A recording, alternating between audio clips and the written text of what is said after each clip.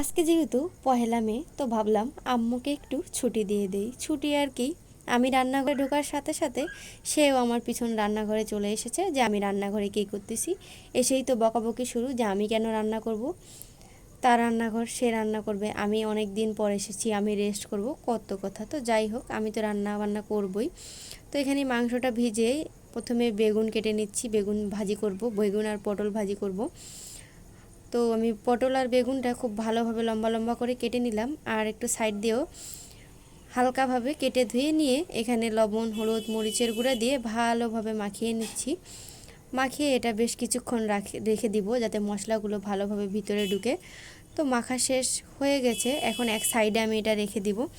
রেখে মাংসগুলো খুব ভালোভাবে ধুয়ে প্রেসার কুকারে তুলে নিব, কারণ প্রেসার কুকারে রান্না করলে দেখা যায় কি মাংস রান্নাটা খুব তাড়াতাড়ি হয়, আবার অনেক নরমও হয়,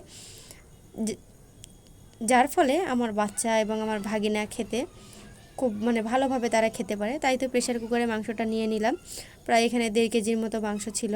তারপর হলুদের গুঁড়া মরিচের গুঁড়া পেঁয়াজ বেশি করে দিলাম, কারণ আমি আবার মাংস রান্না করলে পেঁয়াজটা একটু বেশি খেতে পছন্দ করি। লবণ হলুদ গরম মশলা সব কিছু দিয়ে খুব ভালোভাবে মাংসটা কষিয়ে আমি প্রেসার কুকার থেকে এখন চুলায় নামিয়ে নিয়েছি। ওই ভিডিও ক্লিপটা আর নেওয়া হয় নাই, পরে ভাবলাম কিছু আলু দেই, আলু ছাড়া আবার আমার গরুর মাংস ভালো লাগে না। তো পোলাও রান্না করব, তো তাই গরুর মাংসতে একটু আলু দিচ্ছি, তাহলে পোলাও আলুর মাংস পোলাও আর মাংসের আলুটা খেতে সবাই অনেক পছন্দ করে। তো আলুটা দিয়ে বেশ ভালোভাবে আবারও কষিয়ে নিচ্ছি। তারপর আমার আম্মু এসেই যে বকা শুরু করলো তরকারির কালার দেখে। আম্মু বলতেছে মরিচের গুঁড়া বেশি দিয়ে ফেলেছি, তরকারি একদম লাল টকটকে হয়ে গেছে।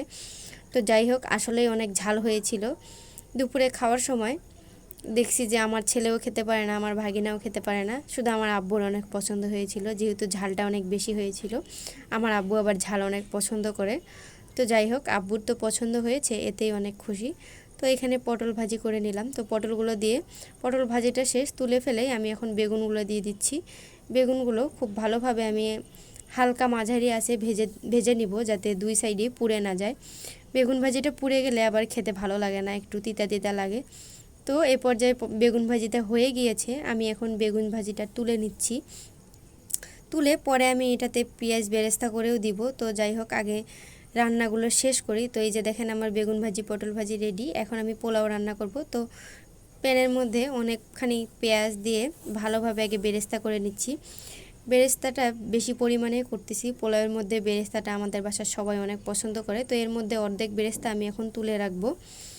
তুলে রেখে আমি চালটা ভালোভাবে ভেজে নেব। চালটা খুব ভালোভাবে ভাজলে হবে কি পোলাওটা অনেক ঝরঝরে হবে। আর আগে থেকেই আমি চালটা ধুয়ে পানি ঝরিয়ে রেখেছি, যাতে চালটা ভাজার সময় কোনো পানি না থাকে। তো আমি বেশ ভালোভাবে চালটা ঝরিয়ে নিচ্ছি। এর মাঝখানে কারেন্ট চলে গেছে, তখন আমি অনেকক্ষণ বসেছিলাম, যেহেতু বাসায় গ্যাসও শেষ হয়ে গেছে সকালবেলা। তো যাই হোক, এখন আমি তেজপাতা দারুচিনি এলাচ দিলাম, সামান্য পরিমাণ লবণ দিয়ে খুব ভালোভাবে আগে চালটা ভেজে নিলাম। ভাজা শেষে আমি পানি মেপে রেখেছিলাম, 1 কেজি পরিমাণ চালে যতটুকু পানি রাখে ওই পানিটাই আমি দিয়ে দিলাম, দিয়ে ঢাকনা দিয়ে ঢেকে দিলাম আর অপেক্ষা করলাম। এই যে দেখেন আমার পোলাওয়ের ফাইনাল লুক প্রায় হয়ে গিয়েছে। এ পর্যায়ে আমি উপর থেকে আবারও কিছু পেঁয়াজ বেরেস্তা দিয়ে দিচ্ছি। দিয়ে এই পোলাওটা একটু নামিয়ে রাখবো অন্য সাইডে, দমের মধ্যে বাকিটা হয়ে যাবে। তারপর ভাবলাম যেহেতু বাসায় কাঁচা আম আছে, তো একটু আমের চাটনি বানাই। তো ওই ভিডিওর ক্লিপটা নেওয়া হয়নি, আমি সব ধরনের মশলা দিয়ে চাটনিটা বানিয়েছি, অন্য একদিন শেয়ার করব আপনাদের সাথে।